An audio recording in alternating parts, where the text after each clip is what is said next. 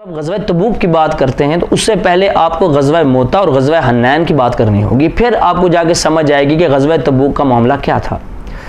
जब इन मुशरिकीन और मुनाफिकीन ने मिलकर रोमियों के साथ इत्तेहाद कर लिया, ठीक है, और मुसलमानों के ऊपर घात लगा कर बैठ गए। हन्नैन के मकाम के ऊपर इन्होंने मुसलमानों पर पहला वार किया था, जिसको हम ग़ज़वा हन्नैन के नाम से जानते हैं। ये बात रसूल अकरम सल्लल्लाहु अलैहि वसल्लम के लिए बहुत दुख की बात थी कि वो लोग जो उनके साथ नमाज़ें पढ़ते रहे मुनाफिकीन, और वो लोग जिनके ऊपर अल्लाह ने एहसान करके उनकी ज़िंदगी बख्श दी, उनके घर वालों की ज़िंदगी बख्श दी, उन्होंने उन्हीं के साथ के सहाबा को कत्ल किया। इस मौके पर नबी पाक सल्लल्लाहु अलैहि वसल्लम को मालूम हुआ कि एक मकाम पर रूमी अपनी फ़ौज इकट्ठी कर रहे हैं अहले ग़िस्सान के साथ मिलकर। एक कबीला था मुशरिकीन, तो वो ही सारे इकट्ठे हो रहे हैं। तो नबी अकरम सल्लल्लाहु अलैहि वसल्लम के पास साहबी रसूल है ज़ैद बिन हारिसा। उन्होंने आगे कहा कि या रसूल अल्लाह, आप हमें इजाज़त दें, हम उनको उस मकाम से पलटाना चाहते हैं। तो रसूल अकरम सल्लल्लाहु अलैहि वसल्लम ने उनको इजाज़त दी। तो मोता के मकाम पर वो जंग छिड़नी थी। तो जब ज़ैद बिन हारिसा निकलने लगे तो नबी अकरम ने फरमाया कि अगर ज़ैद कत्ल हो जाए, शहीद हो जाए, तो उसके बाद अलम जो है ना, वो अब्दुल्ला बिन रवाहा को दिया जाएगा, वो सिपा सलार होंगे। वो भी अगर शहीद कर दिए जाएं तो जाफ़र इब्ने अबी तालिब, उनको ये परचम दिया जाएगा और वो सिपा सलार होंगे। और अगर उनको भी शहीद कर दिया गया तो अलम जो है वो खालिद बिन वलीद रज़ी अल्लाह तआला अन्हु को दिया जाएगा। जब ये मामला हुआ और आप वहाँ निकले तो वहाँ देखा जाकर तो वहाँ पे कुफ़ार लगभग 1.5 से 2 लाख के करीब खड़े थे, और इनकी तादाद 1000 से 1500 से ज़्यादा नहीं थी। कुछ सहाबा ने ये सजेशन दी कि हम वापस चलते हैं और नबी अकरम को सारा मामला बताते हैं, क्योंकि नबी पाक को तो नहीं मालूम कि आगे मुखालफिन कितने खड़े हैं। तो सहाबा तो वो हैं जो सूरह बकरा के एंड में आता है कि वक़ालू समिअना व अताना, जो रसूलुल्लाह कह देते हैं, जो हम उनकी बात सुन लेते हैं, हम उस पर अमल शुरू कर देते हैं, हमको ये हुज्जत नहीं करते आगे। तो ज़ैद बिन हारिसा ने कहा नहीं, नबी अकरम ने भेजा है कि जाओ जिहाद करो, तो हम अब जाकर जिहाद करेंगे।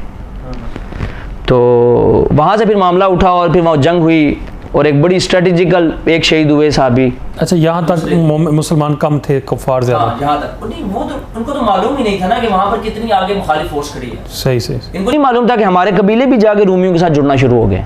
अच्छा। मक्का के जो मुशरिकीन थे वो भी जाके जुड़ना शुरू हो गए थे और उनको सप्लाई करना शुरू हो गए थे। ये बात सबसे बड़ी अलार्मिंग सिचुएशन बनानी शुरू हो गई थी। तो जब ये सारा मामला हो गया और खालिद बिन वलीद की जहानत की वजह से पूरे का तकरीबन 10 सहाबा शहीद हुए टोटल। 1.5 लाख के मुकाबले में 1500 लोग लड़े और सिर्फ 10 शहीद हुए, बाकी तमाम जिंदा वापस आ गए। ठीक है, बदर से भी ज़्यादा ऐसे ही है। और वो डर गए, रूमी डर गए, और वो ऐसी स्ट्रेटजी थी, मैं वो भी बता देता हूँ। वो स्ट्रेटजी ये थी कि जब ज़ैद बिन हारिसा, अब्दुल्ला बिन रवाहा और जाफ़र इब्ने अबी तालिब रज़ी अल्लाह तआला अन्हु अजमाइन, ये तीनों शहीद हो गए और खालिद बिन वलीद के हाथ में आया, तो उन्होंने एक स्ट्रेटजी पकड़ी। उन्होंने तमाम दस्तों की जगह बदल दी। अच्छा।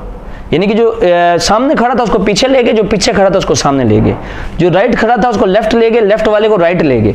अब रूमी इस तज़ब्ज़ुब में पड़ गए कि शायद इनकी और फौज आ गई है, कल कोई और लोग खड़े थे, आज कोई और लोग आ गए।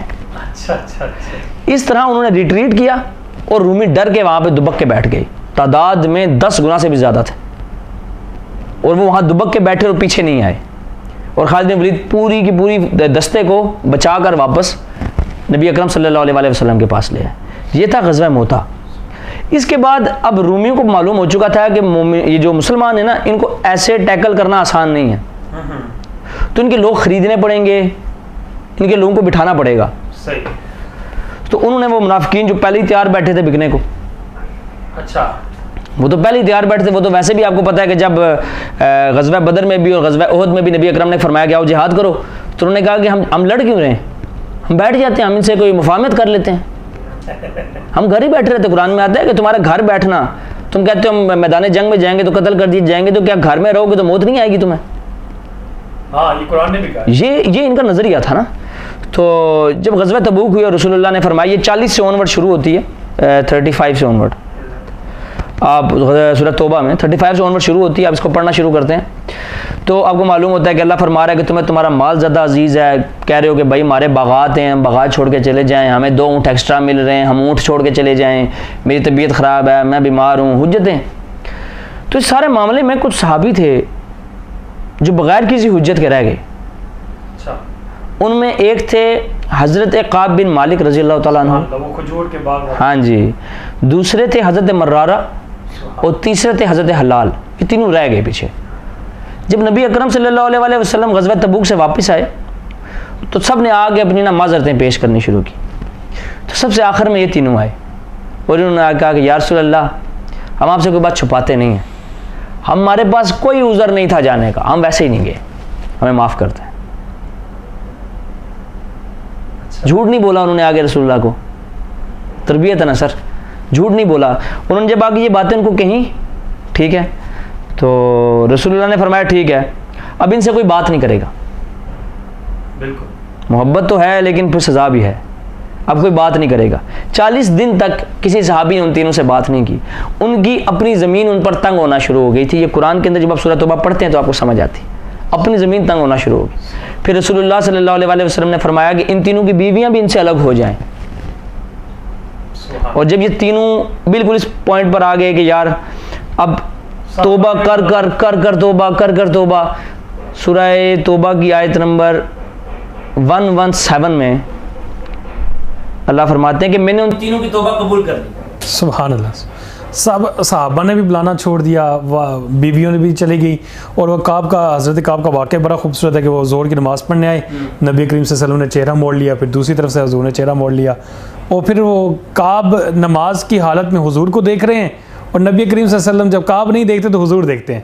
वो किसी शायर ने नक्शा बड़ा प्यारा खींचा था कि मैं देखा मेरा सोना देखे ना ही, मैं ना देखा त्यो देखे, एडे लेक मैं किथों लियावां, मेरे विच देखन दे सोना देखे।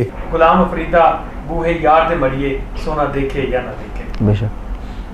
तो ये तो बड़ा खूबसूरत मंजर आपने उस तरफ हमारी याद दहानी करवा दी। तो जब उन तीनों की तौबा कबूल हो गई और ये सारा मामला हो गया, तो ग़ज़वा तबूक में जब वहाँ पहुँचे तो वो कुफार वहाँ से इनकी नफरी देकर भाग चुके थे। अच्छा, मुस्तदरिल हाकिम के अंदर एक रिवायत है अबू ज़र गफ़ारी रज़ियल्लाहु तआला अन्हु की, ये ग़ज़वा तबूक से मुतल्लिक है। साहबा आके ना नबी पाक को बता रहे हैं कि या रसूल अल्लाह, वो फ़लाँ साहबी नहीं आए, वो फ़लाँ बंदा नहीं पहुँचा, वो फ़लाँ बंदा भी देखे नहीं आया।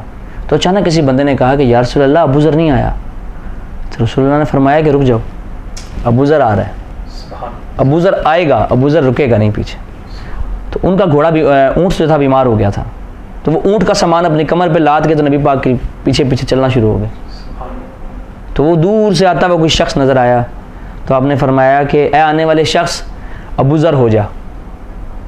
यानी आपको इतनी शिद्दत से अबू ज़र गफ़ारी रज़ियल्लाहु तआला अन्हु का इंतज़ार था कि आपने बस एक झलक देखी बंदे की, तो आपने कहा काश वो आने वाला शख्स अबू ज़र गफ़ारी, और वो अबू ज़र गफ़ारी ही थे। सुभान, क्या बात।